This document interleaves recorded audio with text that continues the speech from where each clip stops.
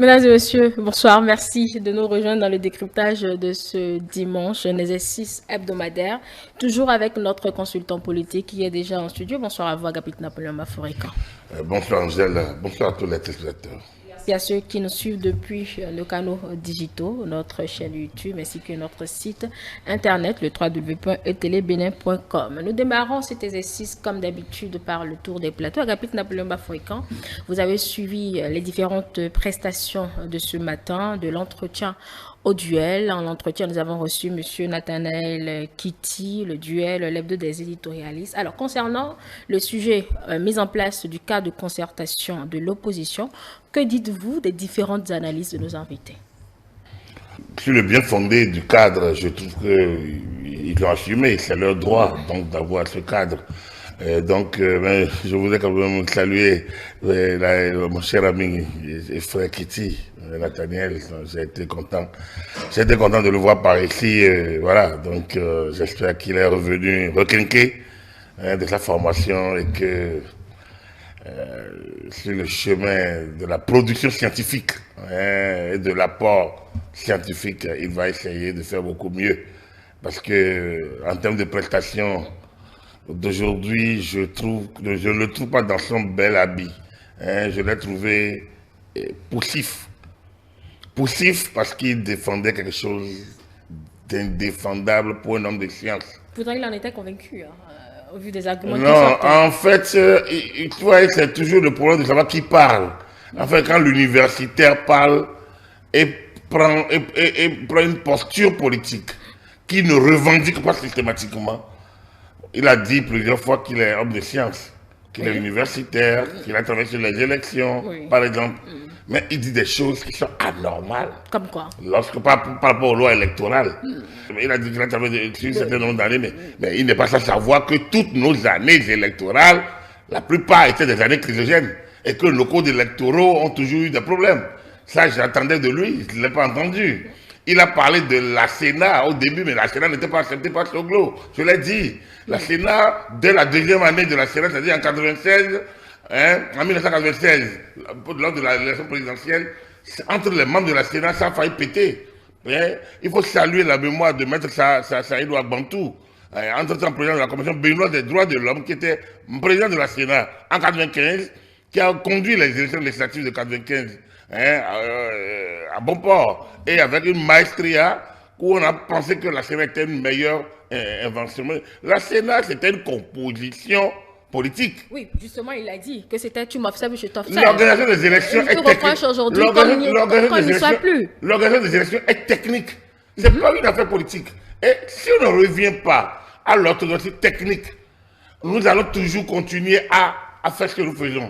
L'actuel, c'est là qu'il y a le volet politique dedans, Agapit. L'organisation des élections est technique. C'est sur le terrain que les politiques doivent travailler. Lors de l'affichage électoral, donc, lorsque les listes des candidats, les listes des électeurs sont affichées, donc c'est au niveau donc, de la NIP et du processus de validation de la liste électorale, du fichier électoral, qu'ils doivent être vigilants. Donc c'est à eux de mettre en place leur dispositif pour, lorsqu'on affiche les listes dans les arrondissements, de faire leur travail. En fait, nous avons une classe politique, enfin, gâteuse, il faut le dire. Donc, qui n'a pas envie, qui ne veut pas se mouiller, qui veut qu'on lui offre tout. Donc, l'organisation des élections est un travail technique, je le dis, je suis expert électoral, moi. Donc, je peux le dire et le revendiquer. Alors, en introduisant les politiques dans l'organisation des élections, on a amené le loup à la bergerie et les années sont toujours des années délicates. Nous avons eu des moments un peu plus tranquilles depuis qu'on a rendu la Sénat permanente. Alors, une Sénat permanente, quelle est la différence avec les pouvoirs publics? Ça, on revient encore, donc c'est le plus ad hoc. Tant que c'est le plus ad hoc, c'est plus loin, ça devient... On arrive à changer les acteurs au fil d'une durée dans le temps. Oui, d'accord. Mais il se fait que l'homme n'est pas un être figé. C'est un être qui bouge. Donc, qui peut changer. Alors, aujourd'hui, je suis de l'opposition, demain, je peux être de la majorité. Donc, ça change. C'est ça qui fait qu'eux tous crient. Et en criant, ils perturbent. Parce qu'ils mettent un doute sur l'honorabilité de ceux qui sont membres. Non. On n'a pas à juger quelqu'un sans avoir un acte. On ne peut pas lire dans ma tête. C'est outrepasser c'est des élucubrations. Lorsque vous lisez dans la tête du juge, lorsque vous lisez dans la tête du responsable. Mais il lit dans la tête de tout le monde. Et ce n'est pas seulement cette opposition. On a eu toutes nos oppositions, on lit dans la tête des gens qui sont là. La majorité, lorsque vous gagnez le pouvoir, vous n'êtes pas bien vu, vous. Ce qui relève normalement de la dévolution du pouvoir deviennent suspects. Quelle est cette manière de percevoir et que tout le monde semble applaudir? On place ça sous le coup de la démocratie? Non. Malheureusement. Il ne faut pas qu'on fasse du fourre-tout démocratique. De toute façon, on veut parler de l'histoire de nos organisations de gestion des élections. Nous allons passer du temps. Parce que je vais vous raconter un à un les années électorales. Et vous allez voir qu'en 2001, il y a eu un second tour poussif parce que le candidat qui est venu au second tour, Madame de donner ce blanc en face à Kérékou, a estimé, d'abord en 1996, qu'on lui a volé ses voix, comme aujourd'hui les démocrates le disent. Oui. Donc regardez déjà, ça fait bientôt 30 ans, on est à 28 ans, et déjà, on peut le dire. Alors, en 2001, le candidat a estimé que le nombre des électeurs a cru du côté de l'électorat de son prédécesseur, de son challenger, et que dans ces conditions, lui ne peut pas aller au second tour. Celui qui l'a suivi, Maître Adjong a refusé, c'est que le quatrième qui est allé au second tour. Alors, comment on appelle ces années-là? Et si la Sénat si les organes de gestion des élections étaient avaient la confiance, est-ce qu'on aurait pu avoir ces moments-là? Et sous quelles conditions on est allé? 2001, c'est l'année où la Cour constitutionnelle a été obligée de donner même l'arithmétique, d'imposer son arithmétique à la Sénat. Alors, je peux continuer. Donc, c'est pour dire que M. Kiti, il a peint un tableau trop simple, hein, ou trop simpliste de l'organisation des élections avant les talons. Avant les talons, il parlait de Yahi, mais revenons en 2021, en 2011. Dois-je revenir tout le temps là-dessus, peut-être pour la répétition, la répétition étant pédagogique, j'ai oublié de revenir là-dessus, puisqu'on entend toujours que c'était mieux. C'était mieux, ils n'ont qu'à lire, je conseille aux professeurs qui étaient de lire le rapport de la Cour constitutionnelle, le rapport synthèse de l'atelier de la Cour constitutionnelle, qui a eu lieu, me semble, à Grand Popo, pour faire l'évaluation des deux élections, la présidentielle de 2011 et les législatives de 2011. S'il lit ce rapport, on peut discuter après. Nos années ont toujours été délicates parce que les gens n'acceptent pas la règle du jeu.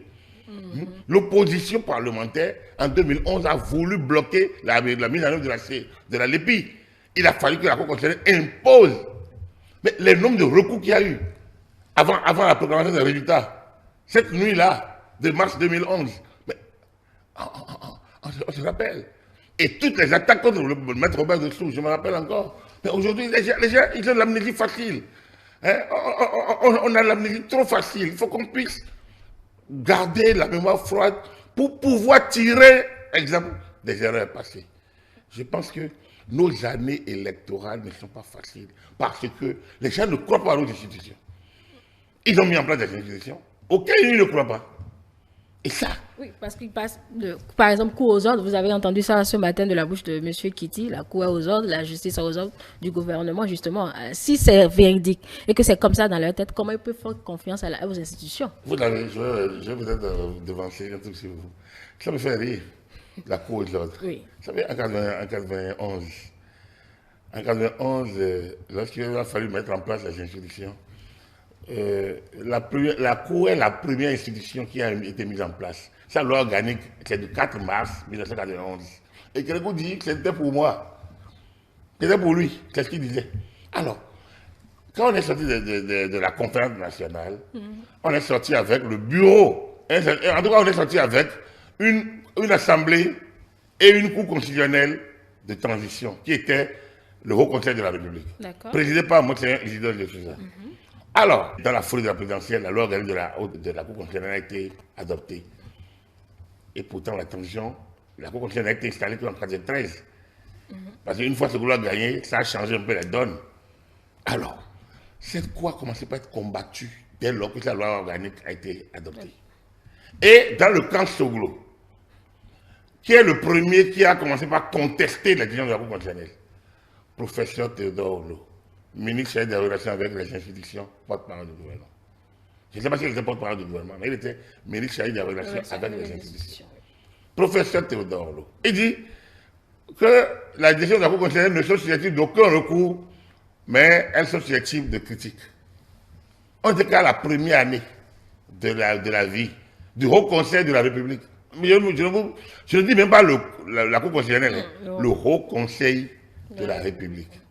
Et lorsque c'est devenu Cour constitutionnelle, pour que ça devienne Cour constitutionnelle, la bataille contre les textes qu'ils ont votés eux-mêmes en tant que membre du Haut Conseil de la République, vous ne pouvez pas savoir. On a fait de la rhétorique sur le juriste de haut niveau. On a fait la rhétorique sur personnalité. On a estimé qu'un gars comme Maga, ancien président de la République, n'était pas une personnalité. C'est dans le camp même du pouvoir de Soglo. Maître Edgar Yves Mono, il était député, il a combattu le principe que les 4 membres de la Cour constitutionnelle devraient être désignés par le bureau de l'Assemblée. Il a contesté ça, il a estimé que c'est de l'Assemblée. Alors que j'ai bien écrit le bureau de l'Assemblée. En lettres. Et pourtant, ça a été contesté. Il faut monter à la jurisprudence. Au début de la Cour constitutionnelle de 1991, vous allez vous dire la jury de voir ce que les gens ont fait pour qu'on en arrive là. Donc, la contestation, il me semble qu'elle est génétique. Il me semble que c'est dans l'ADN du Béninois, du Dahomey. Donc, ce qu'ils font est normal alors? Justement. Donc, du coup, c'est qu'on nous fait croire que c'est talent. On nous fait croire que c'est sous les talons et que tout était normal avant l'arrivée du talon. Et je leur dis non, mes gars, Talon est en train d'arrondir les angles. Talon est en train de bâtir le Bénin de demain. Talon est en train de nous faire finir avec les années de papa, les années papa abonné, des années d'irresponsabilité, de compromission, des années de jérémiade, hein, les années de paresse. De paresse. En excluant les années de lamentation. Je demandais en excluant l'opposition. Parce que dans la tête de l'opposition aujourd'hui... En nous mettant devant le fait accompli. Devant nos responsabilités. Avant, le chantage à la paix était la règle, c'était notre pater, notre père. C'est-à-dire que c'est la prière universellement admise au Bénin. C'est le chantage à la paix. Oh la paix, oh la paix. Ouais, on dit, ah, il y aura crise, il y aura la paix. Ouais, ça a commencé. Oh la paix, oh la paix, oh la paix. Oh, vous voyez, non?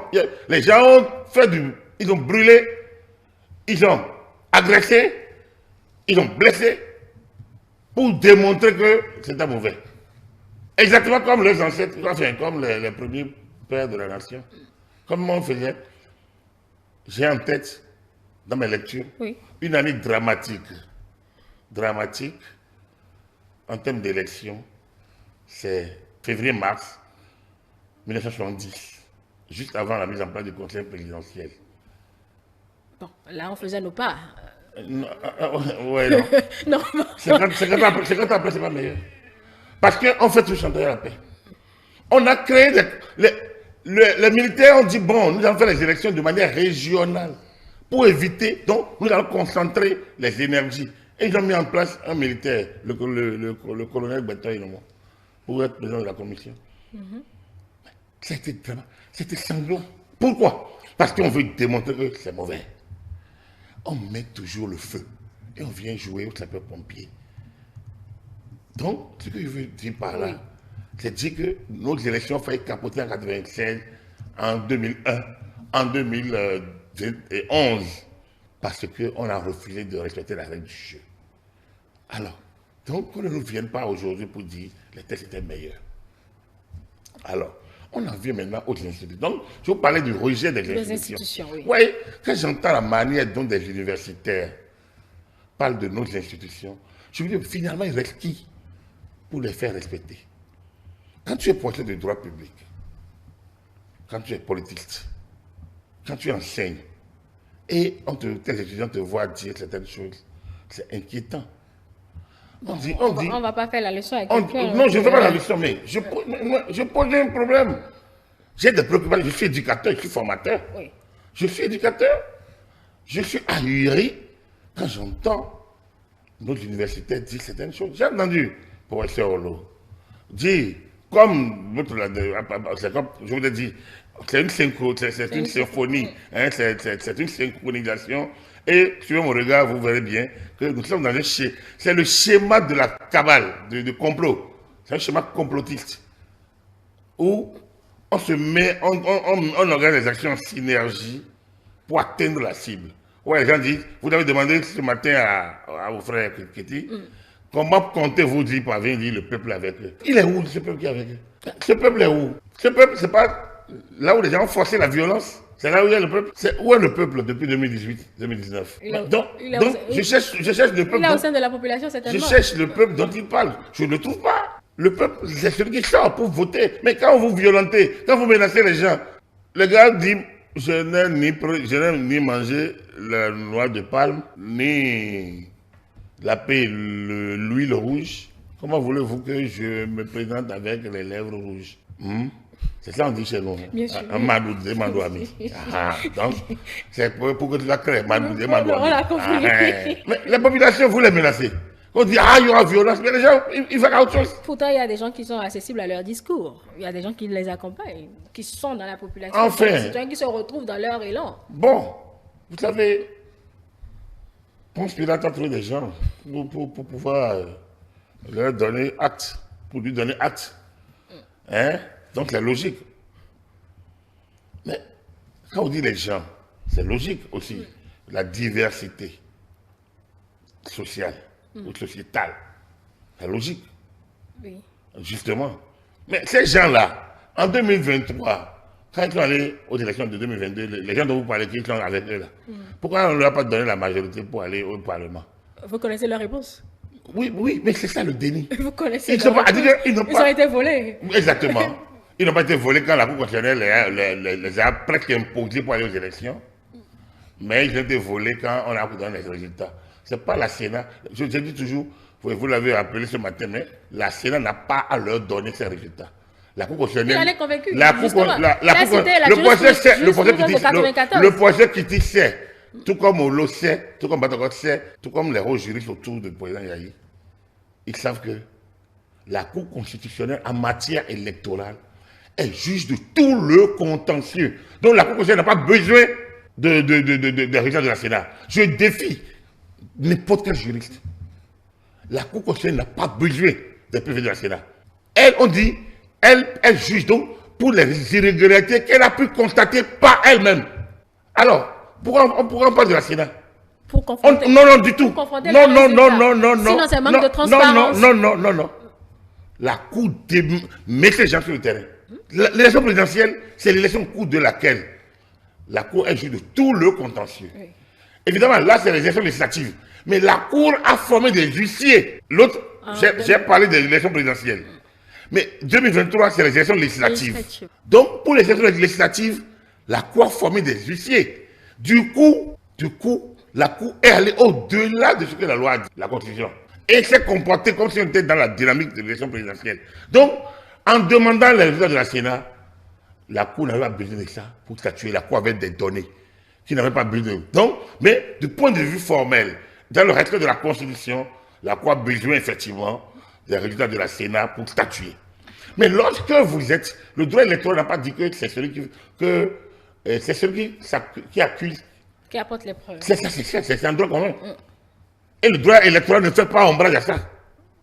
Oui, mais... Le droit électoral... Non, je ne conteste pas cela. Le droit électoral ne fait pas entorse à cette logique que c'est à la personne qui conteste ou bien qui évoque une infraction, c'est à lui d'en apporter la preuve. Oui. Donc, il appartenait à l'opposition qui disait qu'elle a été volée d'apporter les preuves. Elle avait les siennes, mais voudrait contrôler ce que la Sénat... Mais la Sénat est un organe public. C'est pas le plaignant qui cherche, qui veut, qui dresse la procédure. C'est la procédure, elle est écrite. Je n'ai vu nulle part qu'en cas de contentieux, on devrait demander impérativement les données de la Sénat. Au nom de la transparence? Je dis que moi, c'est les procédures. Oui, d'accord, les procédures. Mais... Donc, c'est quoi la transparence? La transparence, c'est que vous ayez d'abord vous-même fait le truc. La loi a permis que vous soyez partout. Pourquoi ils n'ont pas été là-bas? Donc, si vous avez été là-bas, vous avez vos photographies, publiez. Publiez vos données. Ils n'ont jamais publié. Ils ne peuvent pas publier. Ils ne peuvent pas. Ils ne peuvent pas parce qu'ils n'en ont pas. Ils savent qu'ils n'ont pas gagné là. C'est aussi clair que ça. Ils ne peuvent pas publier, ils n'en ont pas. Aussi simple que ça. Donc, il ne faut pas qu'on se leurre. Nous nous amusons avec l'intérêt d'un pays, nous nous amusons avec le destin des Béninois. Ce n'est pas sérieux. Au nom des intérêts égoïstes et individualistes. Ce n'est pas normal. Ils savent que à eux qui révélaient de... Alors, en fragilisant les institutions, ils gagnent quoi? Pour eux, ils alertent sur... Ils alertent qui? Ils doivent s'alerter sur leur comportement. Ils doivent s'alerter sur leur comportement d'enfants gâtés.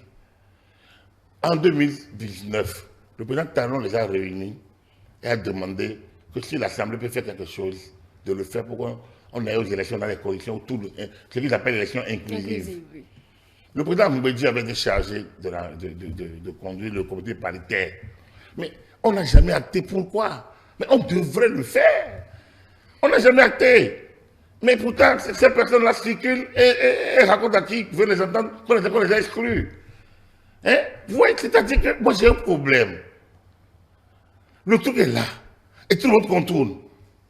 Je l'ai dit la dernière fois à Bandaraï, je reviens encore aujourd'hui. C'est le débat que nous faisons. Pourquoi Garba Yaya et Eric Ndete ont renié leur signature de 2019? Pourquoi ne pas aller au bout de ce processus-là? Mais on devait le faire, prendre acte. Il y a un droit pénal des élections.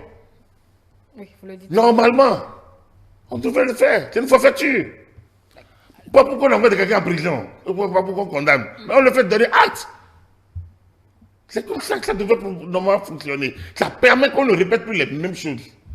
Parce que, vous voyez, l'amnésie collective fait qu'en répétant ces choses, ça finit par devenir la vérité. J'ai entendu le candidat Zichou Lionel contre Talon lors du débat que la répétition d'une vérité, d'une mensonge, de transforme en vérité. Lui, ça c'est de l'autre côté de la Méditerranée.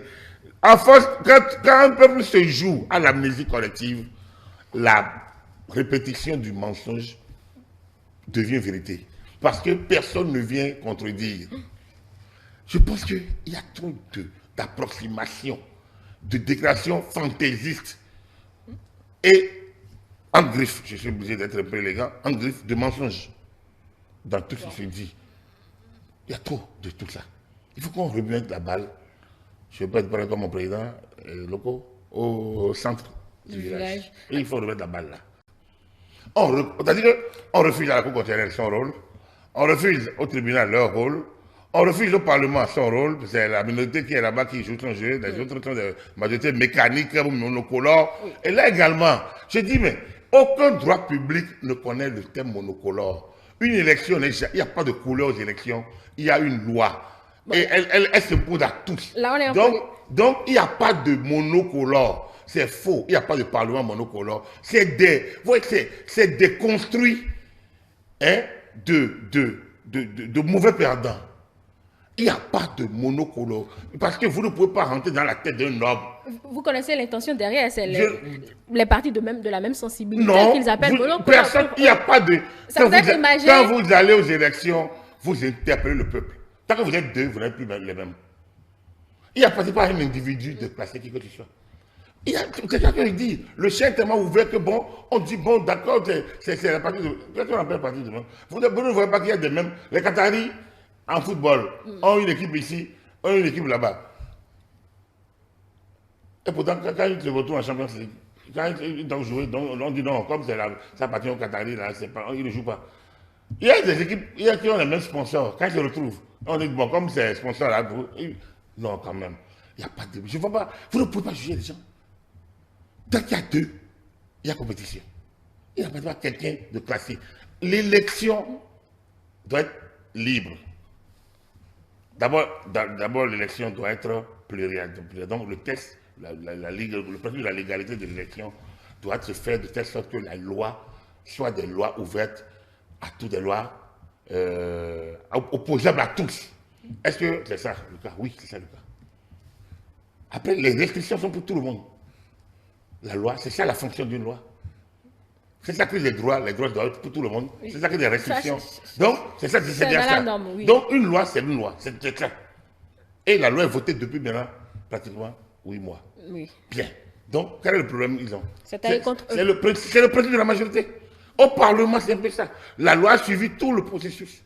Alors, s'il ne peut pas au moins donner acte au Parlement de ça, ils ne sont pas démocrates. Ils ne sont pas, on n'a pas de démocratie là. Donc, c'est manquer aux institutions de la République, article 34 de notre Constitution, que de manquer de dire ce qu'ils disent là. Ça, c'est le premier. Ensuite, la loi a fait le contrôle de constitutionnalité. Oui. C'est manquer aux institutions de la République, article 34 de notre Constitution, que de ne pas reconnaître que la loi a fait. La loi a été promulguée par le chef de l'État, article 34 de notre Constitution. La loi a été publiée, article 34 de notre Constitution. Alors, de quoi parle-t-il?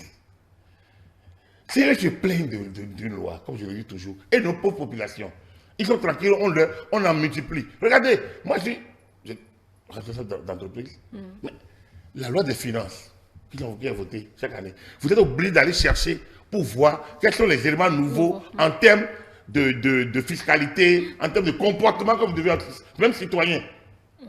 Mais vous, les citoyens se plaignent. Mais eux se plaignent de quoi?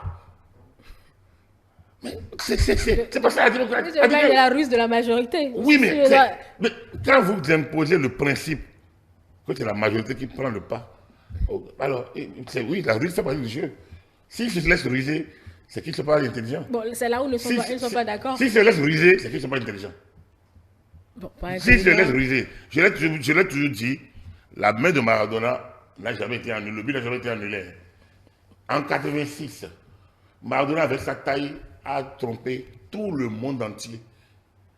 Alors, voilà, c'est pas ça la ruse. Le but a été accepté par un certain Diramba. Non, et Benacher. Benacher est un habitant tunisien. Bon. Et le confrère, justement le journaliste français, Jacques Vendroux, estimait que c'était un Africain qui n'a pas vu. Mais c'est parce que les ralentis qu'on a joué, on a dû les jouer plusieurs fois, il y avait encore les 3D. Aujourd'hui, malgré la VAR, pourquoi on ne s'entend pas toujours? Malgré la VAR, la vidéo, pourquoi on ne s'entend pas toujours? Mais je vais vous dire, en football, il y a eu ce qu'on appelait à un moment donné la mort subite. Ouais. C'est-à-dire que lorsque deux équipes sont à égalité, alors que le match est un match à élimination directe, ils vont en prolongation. Avant, ils font 2 fois 15 minutes. Mais à un moment donné, pour gagner du temps et pour éviter les tirs au but, on a installé ce qu'on appelle la mort subite. C'est-à-dire, celui qui marque pendant la prolongation a gagné. Ce qui me paraît, moi, logique. Pourquoi ça crée des traumatismes? Oui, c'est exclusif. Mais bon. Voilà. Et pourtant, personne n'a, avant de moi, ça a été instauré par les instances. C'est pour dire quoi? Lorsque les instances habilitées à prendre une décision, prennent la décision, que vous soyez d'accord ou pas, vous prenez ça. Et c'est là la maxime, l'adage, le principe de droit, qu'il sent bien, de la laisse, c'est de laisse. Oui. La loi est dure, mais c'est la loi. Si on ne peut pas être d'accord sur ces principes de base, là, on n'est plus en droit. Quand on ne parle pas d'état de droit, j'ai parlé de monsieur qui parle de préambule, de trucs. Attendez, est-ce qu'une élection est fondée sur le droit? Si on n'est pas d'accord sur les principes élémentaires du droit, de quoi nous parlons? Donc, moi, je pense que c'est le voleur qui crée le voleur. Ils refusent d'admettre leur position. Nous avons chacun une position sociale, une position politique, créée par les élections.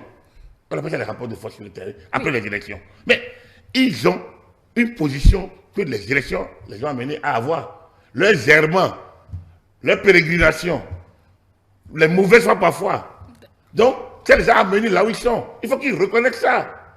Alors, si on ne peut pas s'entendre sur le principe du droit et que la loi est due, mais c'est la loi, alors à qui ils vont l'opposer? Pour eux, on ne peut pas leur demander, c'est moi qui transcris cela comme ça, de respecter une loi alors que le chef de l'État lui-même viole certaines décisions. C'est pas à eux, c'est pas... Si Patrice Talon viole la Constitution, eux, ils peuvent en faire autant. Moi, je ne sais pas si Patrice Talon viole la Constitution. Je ne sais pas, mais j'ai écouté M. Kitty qui parlait de groupe de travail. Un groupe de travail n'est pas une juridiction. Je suis désolé, c'est des individus. C'est des individus à qui on commande un travail. D'accord. Ils peuvent prendre des positions. Oui. Le droit, c'est d'abord à l'interne. Oui, mais... Le droit, écoutez-moi bien, le droit, il est à l'interne. Ce n'est pas un groupe de travail qui va imposer à nos tribunaux et cours dans quel pays un groupe de travail, il a qu'à dire dans quel pays un groupe de travail, ce groupe de travail a fonctionné, et le pays s'est exécuté. C'est une orientation. C'est une orientation. Mais le pays est membre de l'organisation pour laquelle le groupe de travail fonctionne. Le problème israélo-palestinien, vous savez depuis quand ça dure? Bon, ça c'est tellement Le loin. problème du Polisario, vous savez depuis quand ça dure? Si c'était si facile de les régler, pas un groupe de travail, ça aurait été réglé. Le droit est d'abord à l'interne. Ensuite, les normes internationales, on les admet ipso facto lorsque la loi l'a dit. C'est le Bénin même qui a choisi de mettre la charte africaine des droits de l'homme, Oui. d'en faire une partie intégrante. Mais la charte africaine des droits de l'homme ne s'impose pas, n'est pas en contradiction avec nos institutions, avec nos tribunaux. Et il y a des décisions de la Cour constitutionnelle justement sur sur cette question-là au niveau du droit communautaire et autres. Là. Donc, je pense qu'il ne faut pas qu'on fasse de la confusion. Un groupe d'experts, un groupe de travail n'est pas une juridiction. Je suis désolé. Il ne faut pas qu'on embrouille les gens.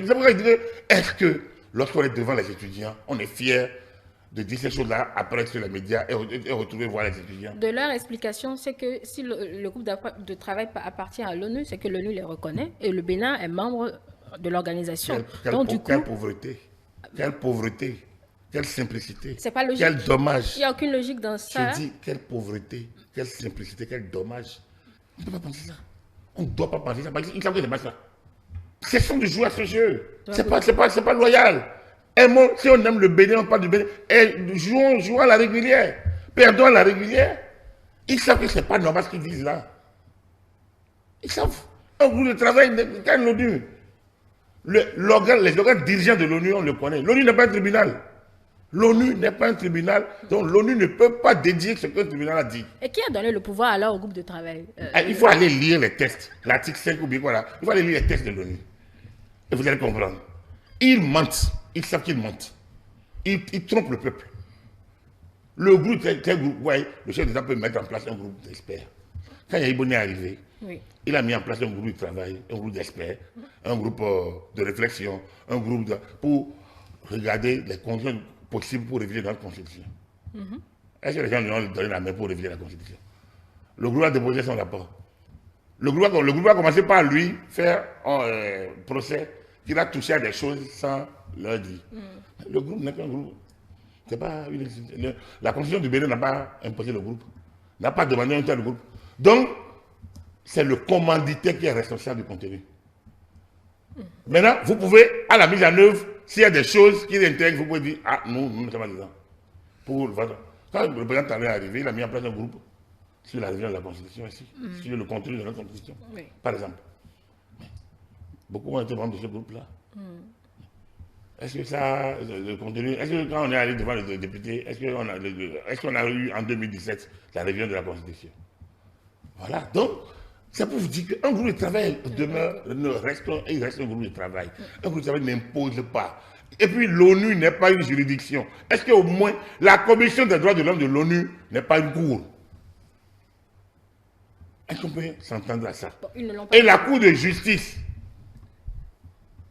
de l'Union africaine, de par sa composition et la manière de délibérer, oui, vous pouvez ne pas respecter. Vous êtes libre. Yahya dit, je ne vais pas respecter à un moment donné. Et personne ne s'est pris à lui. La Cour de droit de l'homme, il dit, je ne respecte pas, il dit, le Bénin ne va pas le faire. C'était par rapport au président Talon, enfin, à l'époque, c'était au conflit. Alors, les gens ont oublié qu'un État est souverain. Et il peut aller dans le chef d'État prête serment pour défendre les intérêts du peuple béninois. Si nous ne commençons pas à fragiliser nos institutions, moi j'aurais bien aimé que cette lutte, parce que ceux dont on parle sont des personnalités amis. Forcément. Je vous ai dit que Kitty, c'est un frère à moi. C'est un frère à moi. Mais ça ne m'oblige pas à être d'accord. Nous faisons un débat d'idées. Après, nous devons dans ce Bénin, notre fraternité, notre amitié, notre parentalité ne peut pas perturber l'équilibre social et institutionnel.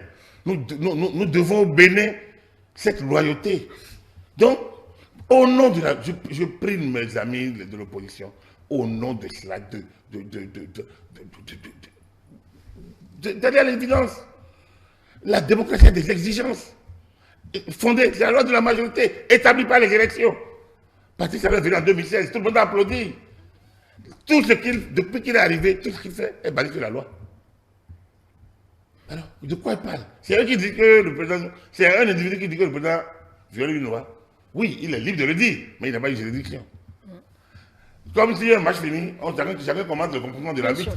Mais ça ne vaut pas le résultat. Non. Donc, il faut qu'on puisse dire les choses pour que les enfants qui nous suivent, les jeunes qui nous suivent, que les générations, quand ils vont lire après, ils vont écouter, qu'ils voient au moins qu'il y a une logique et que nous sommes des gens sérieux. Mais on ne peut pas, ce que j'entends là, c'est ubuesque. Ce sont les arguments aujourd'hui sur la place publique, la capitale. Non, j'ai entendu, je vous parlais du procès. Oui, on embraye là-dessus directement en même temps. Lorsque on dit la Cour constitutionnelle monocolore, l'Assemblée monocolore, je vous ai déjà dit, il n'y a pas de monocolorité, il n'y a pas de couleur. Si. C'est des abus médiatiques, c'est des notions, c'est des néologismes de la galaxie médiatique pour contester les ordres établis. Un peu comme les alters mondialistes, alters si. Donc, on revient sur des ordres établis. La loi de la majorité, on a créé le droit de la minorité. Comment une minorité, logiquement, peut s'imposer à une majorité établie par la loi, établie par les élections? Donc, les élections ne sont plus alors le mode de dévolution du pouvoir. Les élections donnent le pouvoir alors à la minorité. Et la majorité est obligée de les suivre. Est-ce que c'est ça désormais? On n'a pas encore changé. Est-ce que les élections donnent le pouvoir à la minorité issue des élections et que la majorité doit suivre au nom du droit de la minorité? Non. C'est la majorité. C'est la dictature de la majorité. Et dans cette dictature, elle est libre de vous écouter ou de ne pas vous écouter. Il y a une minorité reste une minorité. La loi établit sa place. Et une minorité sérieuse devrait s'installer à sa place fièrement et rester là fièrement et préparer fièrement ses stratégies pour redevenir une majorité. C'est cela la règle du jeu. Et Kamala Harris l'a bien dit à la fin. Biden l'a bien dit à la fin. Mais les Béninois le disent difficilement. Ils vont trouver le mais. Ah, on nous a fait ici. Non, la Cour, non, telle décision, nous monocolores, majorité mécanique. La majorité, mais on a connu la majorité mécanique durant tout le temps. Non? Mais autour de Yahi, il y en avait eu. Il y a eu plus ou pas, non? Le président Yahi même a dit que quand lui dit pour, et Nago dit pas à l'Assemblée nationale. Ça, c'est lui-même qui a dit ça. Donc, s'il y a eu pour pas, donc on a connu tellement. Alors pourquoi les gens pensent que c'est aujourd'hui que ces choses-là ont existé? Donc, il faut qu'on revienne, on ramène la balle à terre. Les gens se préparent à nous rejouer 2019, 2021. Et il faut faire attention. Il faut que la classe politique se réveille, et surtout au niveau de la majorité présidentielle. Justement, il y a très peu de ripostes de leur côté. Non, moi, ce n'est pas aller sur les médias qui est le problème, mais il faut qu'au niveau des localités, que les gens se réveillent et parlent aux populations. Je pense que les gens, ils mettent en place le dispositif. C'est des mauvais perdants. C'est des mauvais perdants. Ailleurs, normalement, ils devraient aller acter juridiquement leur comportement. Parce que nous avons besoin aussi de calme, de tranquillité. Une minorité ne peut pas troubler la question de la majorité. Alors, je parlais du professeur. Oui. Je l'ai écouté. Oui. Parler des présidents. Oui. Le fait de ne pas fragiliser les institutions, de les prendre responsables des errements. Nul ne peut se prévaloir de sa propre turpitude. Ils le savent beaucoup mieux que moi, parce qu'ils me l'ont enseigné. Et je le répète fièrement. Mais vous ne pouvez pas prendre l'autre comme responsable de vos impertinences, de vos manquements, de vos errements. Où étiez-vous? Aujourd'hui, ce qui fait débat, vous connaissez, c'est le test électoral pour eux. Non, c'est une continuité. En fait, tout fait débat chez eux. Donc, vous avez bien dit aujourd'hui, c'est le test. Oui, s'il n'y avait pas, même si le test était le meilleur, même si ce test était meilleur que ça va tout faire débat. Vous avez entendu, on dit des prisonniers politiques. C'est-à-dire qu'on refuse à la Cour constitutionnelle son rôle, on refuse au tribunal leur rôle, on refuse au Parlement son rôle, c'est la minorité qui est là-bas qui joue son jeu, les autres sont des majorités mécaniques, monocolores. Et là également, je dis, mais aucun droit public ne connaît le thème monocolore. Une élection, il n'y a pas de couleur aux élections, il y a une loi. Et elle s'impose à tous. Là, on est donc, il n'y a pas de monocolore. C'est faux. Il n'y a pas de parlement monocolore. C'est déconstruit. hein, de mauvais perdants. Il n'y a pas de monocolore. Parce que vous ne pouvez pas rentrer dans la tête d'un noble. Vous connaissez l'intention derrière, c'est les partis de la même sensibilité non, qu'ils appellent personne, il n'y a pas de... Quand vous allez aux élections, vous interpellez le peuple. Tant que vous êtes deux, vous n'êtes plus les mêmes. Il n'y a pas un individu de placer qui que ce soit. Il y a quelqu'un qui dit, le chien est tellement ouvert que bon, on dit bon, d'accord, c'est la partie de... Qu'est-ce qu'on appelle la partie de même? Vous ne voyez pas qu'il y a des mêmes. Les Qataris, en football, ont une équipe ici, ont une équipe là-bas. Et pourtant, quand ils se retrouvent en Champions League, quand ils doivent jouer, on dit non, comme ça appartient aux Qataris, là, ils ne jouent pas. Il y a des équipes qui ont les mêmes sponsors. Quand ils se retrouvent, on dit bon, comme c'est sponsor là, non, quand même.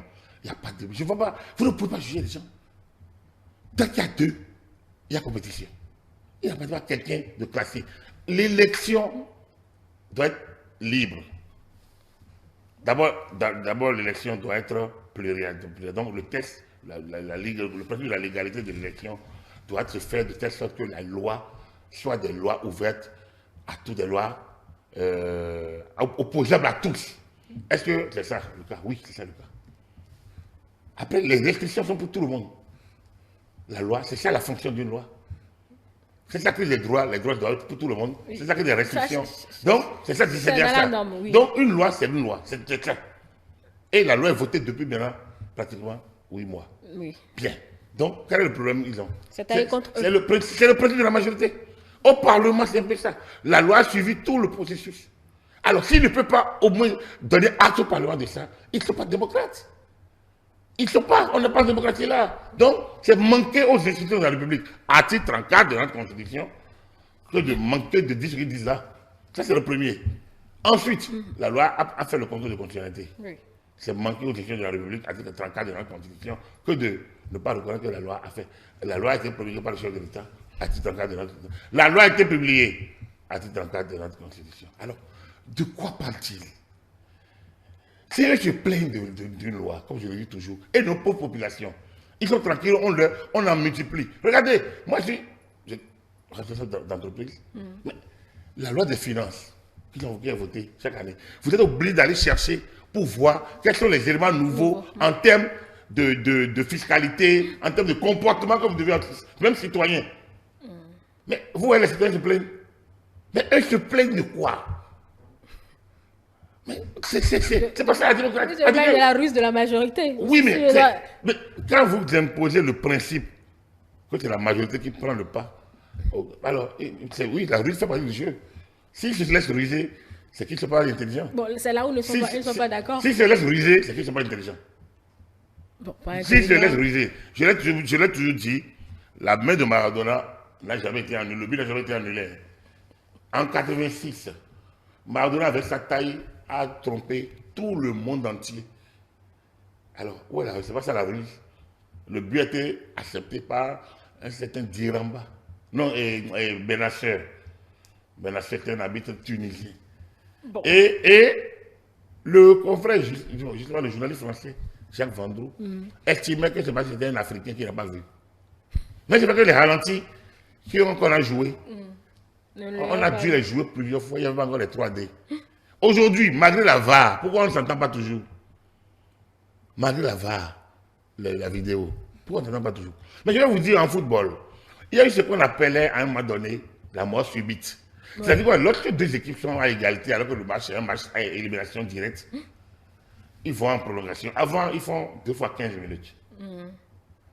Mais à un moment donné, pour gagner du temps et pour éviter les tirs au but, on a installé ce qu'on appelle la mort subite. C'est-à-dire, celui qui marque pendant la prolongation a gagné. Ce qui me paraît, moi, logique. Mais pourquoi ça crée les traumatismes? Oui, c'est exclusif. Mais bon. Voilà. Et pourtant, personne n'a, avant de moi, ça a été instauré par les instances. Les gens ont appris. C'est pour dire quoi? Lorsque les instances habilitées à prendre une décision, prennent la décision, que vous soyez d'accord ou pas, vous prenez ça. Et c'est là la maxime, l'adage, le principe de droit, qu'ils savent bien, de la laisse, c'est de laisse. Oui. La loi est dure, mais c'est la loi. Si on ne peut pas être d'accord sur ces principes de base, là on n'est plus en droit. Quand on ne parle pas d'état de droit, j'ai parlé de monsieur qui parle de préambule, de trucs. Oui. Attendez, est-ce qu'une élection est fondée sur le droit? Si on n'est pas d'accord sur les principes élémentaires du droit, de quoi nous parlons? Donc, moi, je pense que c'est le voleur qui crée le voleur. Ils refusent d'admettre leur position. Nous avons chacun une position sociale, une position politique. Créez pas les élections. On appelle ça les rapports de force sur le terrain, après les élections. Mais ils ont une position que les élections les ont amenés à avoir. Leurs errements, leurs pérégrinations, les mauvais choix parfois. Donc, ça les a amenés là où ils sont. Il faut qu'ils reconnaissent ça. Alors, si on ne peut pas s'entendre sur le principe du droit et que la loi est due, mais c'est la loi, alors à qui ils vont l'opposer? Pour eux, on ne peut pas leur demander, c'est moi qui transcris cela comme ça, de respecter une loi alors que le chef de l'État lui-même viole certaines décisions. C'est pas à eux, c'est pas... Si Patrice Talon viole la Constitution, eux, ils peuvent en faire autant. Moi, je ne sais pas si Patrice Talon viole la Constitution. Je ne sais pas, mais j'ai écouté M. Kiti qui parlait de groupe de travail. Oui. Un groupe de travail n'est pas une juridiction. Je suis désolé, c'est des individus. C'est des individus à qui on commande un travail. D'accord. Ils peuvent prendre des positions. Oui. Le droit, c'est d'abord à l'interne. Oui, mais le droit, écoutez-moi bien, le droit, il est à l'interne. Ce n'est pas un groupe de travail qui va imposer à nos tribunaux et cours dans quel pays un groupe de travail, il n'a qu'à dire dans quel pays un groupe de travail, ce groupe de travail a fonctionné, et le pays s'est exécuté. C'est une orientation. C'est une orientation. Mais le pays est membre de l'organisation pour laquelle le groupe de travail fonctionne. Le problème israélo-palestinien, vous savez depuis quand ça dure? Bon, ça c'est tellement Le problème du Polisario, vous savez depuis quand ça dure? Si c'était si facile de les régler, pas un groupe de travail, ça aurait été réglé. Le droit est d'abord à l'interne.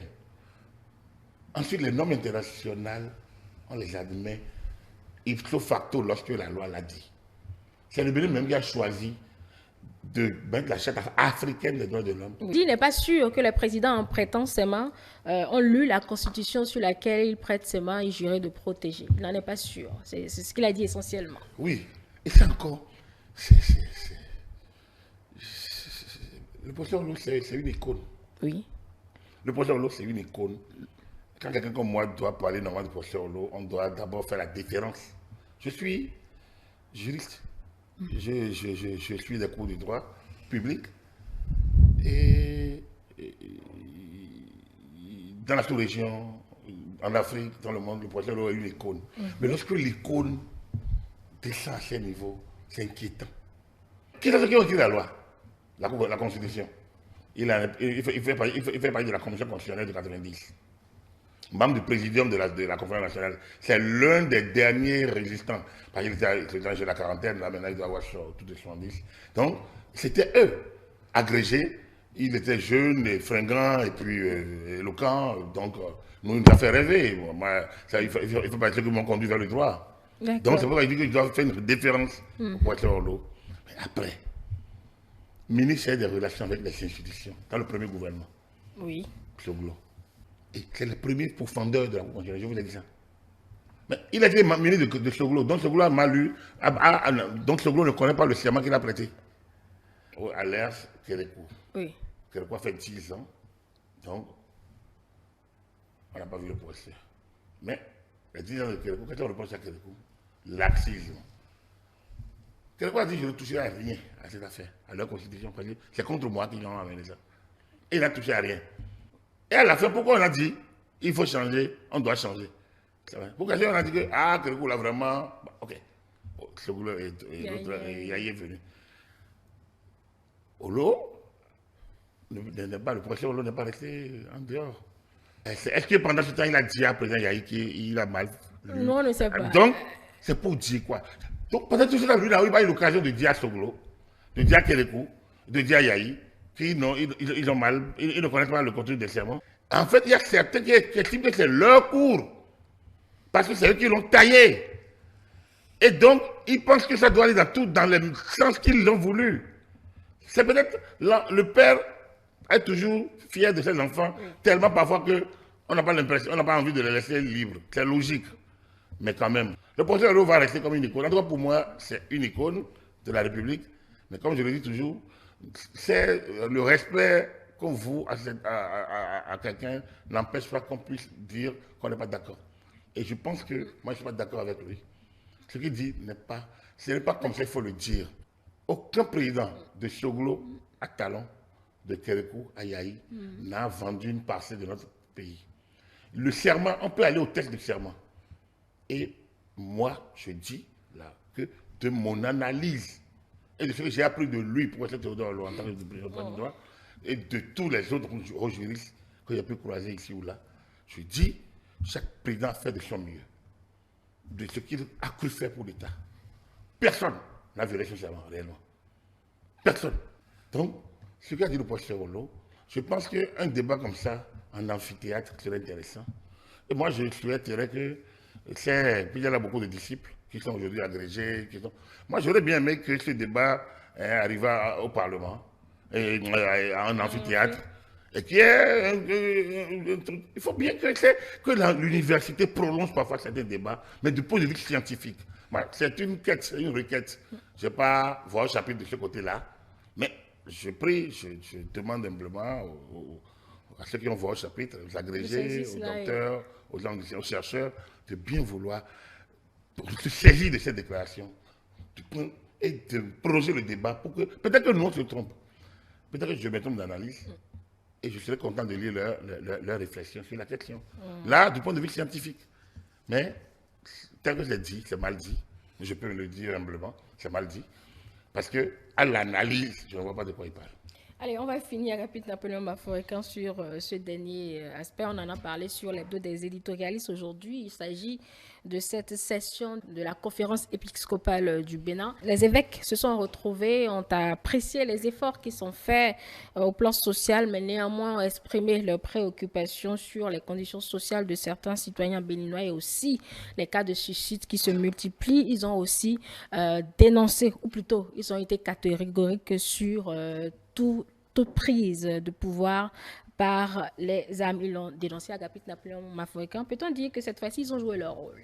Moi, je me suis dit qu'il était vraiment temps. On les a pas écoutés, ça a pris du temps. Depuis la fin septembre, bon, ils ont pris 2 mois, près de 2 mois pour pouvoir intervenir sur cette question-là. Avant, ils auraient été très rapides. Bon, mais c'est tant mieux. Je les ai vus prendre position avant le vote du code électoral. Directement ou indirectement. En tout cas, j'ai lu sur les réseaux sociaux.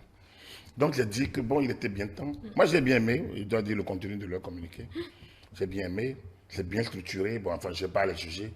Et moi, j'analyse. Donc, du coup, c'est pas, quand il est bien structuré, c'est quand même des gens d'un niveau intellectuel très élevé. Donc, du coup, je ne doute pas du tout du niveau. Mais j'avoue que de l'analyse politique, oui. Le texte est bien rédigé.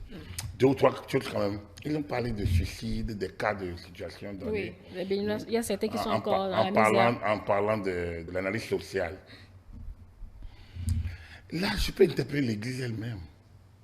Ah oui. Oui. Dans quel vous savez, sens? je le dis toujours. Vous savez, nous sommes une entité. On est une communauté, une entité. L'analyse sociologique voudrait bien quand même que à quoi sert ces systèmes. Je voulais parler de l'analyse systémique. L'analyse systémique en sociologie politique peut nous amener à dire, mais à quoi sert l'Église? C'est tellement pas à prendre des communiqués. Il y a les 10 commandements. Ça relève de la morale. Donc ça relève du prolongement de l'homme à fabriquer. L'Église est un élément solvant important, tout comme les autres confessions religieuses, tout comme les groupes philosophiques. Article 23 de notre Constitution. Tous les corps créés par, possible que l'article n'a pas cité, mais qui se créent, société civile, tout, mais contribuent à faire de l'homme un produit social dans le vivre ensemble. Mais chacun doit évaluer son travail. Je suis d'accord, mais quand on interpelle l'État, il dit oui d'accord, mais et soi-même, est-ce qu'on a fait une évaluation à l'interne pour savoir, mais est-ce que nos prédications, quel est leur impact sur les fidèles? On doit pouvoir le faire. Si une puissance comme l'Église se permet juste de sortir des communiqués, ça ne suffit pas. Les prêtres invoquent, ils font des invocations, les homélies. Je suis un chrétien catholique, je le revendique toujours. Les homélies font des homélies. C'est vrai, chacun a son inspiration. Parfois, il y en a qui font un peu, osent un peu, il y en a qui restent de manière stricte s'instruit dans l'évangile. Il y a une doctrine sociale de l'Église, que d'ailleurs elle promeut et qu'on voit sur le terrain. Je pense qu'il faut qu'elle-même fasse le point. Et qu'elle nous dise parfois les éléments de ces analyses. Les publications, les déclarations vont beaucoup vers l'État que vers l'interpellation directe du citoyen. Et vers l'autocritique, l'auto-analyse du travail qu'on fait. Il faut que ces corps-là fassent également ce genre de... Il y a une aumônerie des cadres de personnalité, je le dis toujours. Mais elle sert à quoi? À faire des conférences et à interpeller l'État? Non, c'est les cadres de personnalité politique qu'il faut interpeller. À quoi ils servent? Au sein de l'Église. À quoi sert l'aumônerie? Il ne s'agit pas de produire de la pensée. On n'est pas là à l'université. Il s'agit d'être les exemples. Vous êtes les corps du Christ, a dit l'Évangile. Ils doivent être les exemples, les produits de l'Église. On doit, en les voyant, on doit sentir qu'on voit des produits de Dieu. On doit pouvoir les suivre. Est-ce que c'est le cas? Non. Dans ce communiqué, j'aurais bien aimé voir la part de l'Église catholique dans le fait. C'est bien. Les analyses, on peut le faire. Il y a tellement d'experts dans le pays qui font des analyses. Donc, moi, je salue le communiqué. Mais je demande si la CEB peut de temps en temps aller plus loin. Vous voyez, ils ont parlé du réchauffement climatique. J'ai aimé ça. Au moins, eux, ils en parlent. J'ai aimé ça. Voilà. Merci. Au moins, ils en parlent. Exactement. Parce que nos politiques n'en parlent pas. L'État en parle, le pouvoir central et l'Église en parle. C'est heureux. Donc, ils en ont parlé. J'ai aimé. Donc, il faut qu'ils évoquent ces questions et qu'ils prennent leur part. À mon humble avis, oui, ils ont parlé de la conférence nationale, oui, c'est bien. Et puis d'ailleurs, il faut qu'on évite, on dit le rôle, j'ai entendu le rôle de l'Église. L'Église n'a pas joué un rôle dans la conférence nationale. Tous les corps constituants ont joué un rôle. C'est comme si l'Église a joué un rôle exclusif. Il y avait les associations de développement. On en parle peu. L'Église, moi je suis allé comme représentant de l'Église, tout comme le président Moutondi était allé comme représentant de l'Église, le président méthodiste, tout comme le pasteur Henri Henry était comme le patron de l'Église. Donc, il y avait la communauté islamique du Bénin. Alors, lorsqu'on parle de l'Église, oui, Monseigneur de Sousa s'est révélé une personnalité extraordinaire. Il est un produit de l'Église. Est-ce qu'on a évoqué Maître Robert Dossou et le professeur René Ouansou dans le déclenchement? Ils sont des universitaires. Pourquoi on n'a pas dit l'université? Donc, c'est les raccourcis qui créent des situations après. Parce que, non, ça, c'est pas l'Église. Moi, j'ai juste fait une digression. Ouais, donc, à la conférence nationale, tous les corps constituants jouent un rôle. Et donc, Monseigneur de Sousa, une personnalité, une figure emblématique, d'accord. Mais il a joué, il était représentant de l'Église, mais ça, c'est sa personnalité intrinsèque. La preuve, ça aurait pu être un autre, et ça n'aurait pu pas fonctionner de la même manière. Donc, c'est dire, par rapport à cette déclaration, comme je l'ai dit, je la salue, mais en tant qu'analyste, j'apporte mon grain de sel à ce qui aurait pu être. Nous sommes dans un débat d'idées, et moi, je trouve que l'Église est une structure puissante, à un niveau élevé, dans cette catégorie, elle est un leader. Et donc, on attend plus d'elle du point de vue comportemental et du point de vue contenu. En dehors des questions religieuses, elle joue d'autres rôles. Et dans ces rôles, il faut qu'elle aille plus loin parfois. Je pense qu'il ne faut pas qu'elle se contente des analyses simplistes que nous voyons dans le bas monde ou le bas peuple. Merci à vous, Agapit Napoléon Mafoika. On n'a plus le temps d'épiloguer là-dessus, puisque nous jouons pratiquement les prolongations. Peut-être on va continuer sur d'autres plateaux en semaine. Mesdames et messieurs, ainsi prend fin le décryptage de ce dimanche. Nous vous remercions d'avoir suivi. Nous avons essentiellement parlé des récriminations ou des éléments de langage de l'opposition qui contestent beaucoup de choses. Déjà, le code électoral et également tout ce qui est fait dans notre système. Qui refuse les règles du jeu.